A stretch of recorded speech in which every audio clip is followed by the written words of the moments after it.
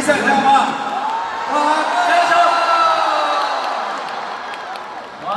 華哥，我以為華哥遞水俾我添，原來佢攞自己嗰樽水出嚟。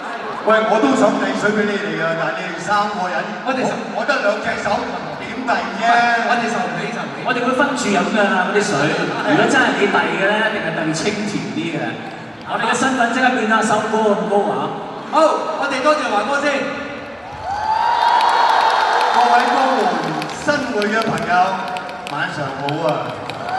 大家好。但係我喺度鄭重聲明，我唔會復出嘅。每個人見到華哥都講幾時再拍劇？唔會，絕對唔會。嗱，點解今晚我會喺度出現咧？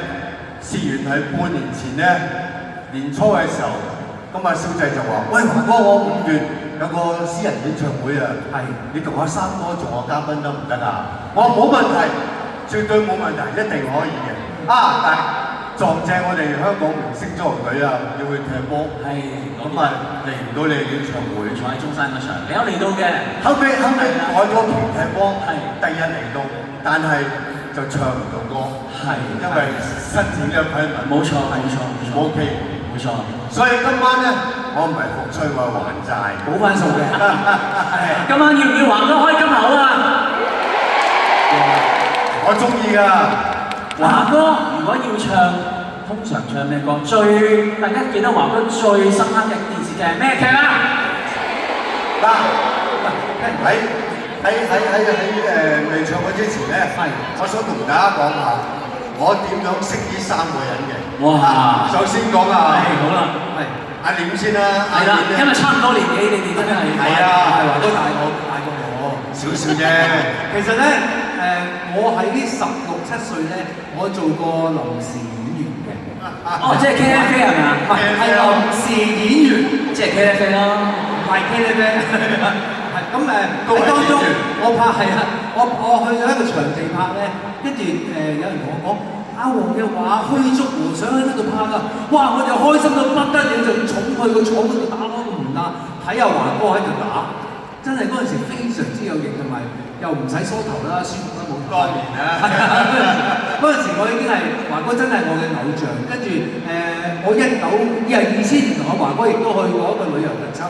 華哥俾我感覺就係一個好錫我哋一班細嘅，因為當時我哋即係入行唔係好耐啦。譬如我哋旅遊特輯要食啲團餐嘅，華哥話唔好食團餐，好多人排隊，我哋去第2間餐廳度食。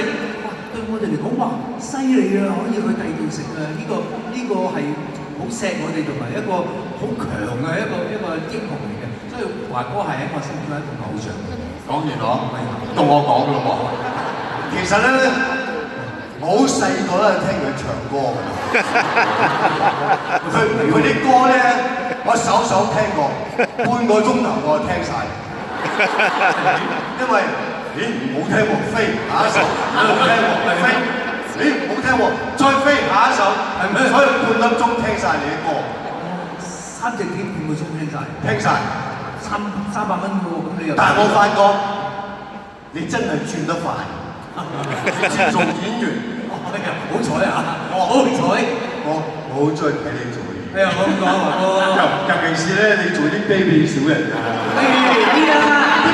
都做翻自己㗎，識演繹嚟㗎呢啲係。好 OK， 好啦，嗌過啊，蕭仔咧真係我一彈。我唔係睇我踩到佢咁，我而家好驚呢個。公平啲好喎。我呢點你聽咗幾耐啊？蕭仔咧係一個我好欣賞藝人嚟嘅。多謝華哥。雖然口窒窒，但係都好欣賞你。佢好照顧家庭啦，有擔當啦，做嘢好認真啦。記得我第一次相識就喺關公影嘅演唱會度，我見到你坐喺台下邊，我即刻同你講咗好多鼓勵嘅説話。喺台上面同我講，喺紅館嘅真係好感動嗰一次。即係我希望阿蕭仔可以有一日可以喺台度開自己嘅個人演唱會。好，今年佢做到開喎。好，冇錯，多謝。好嘢，俾啲掌聲啊，蕭仔。多謝，我做到啦。好嘅，以後繼續，你3個又開，我自己繼續開。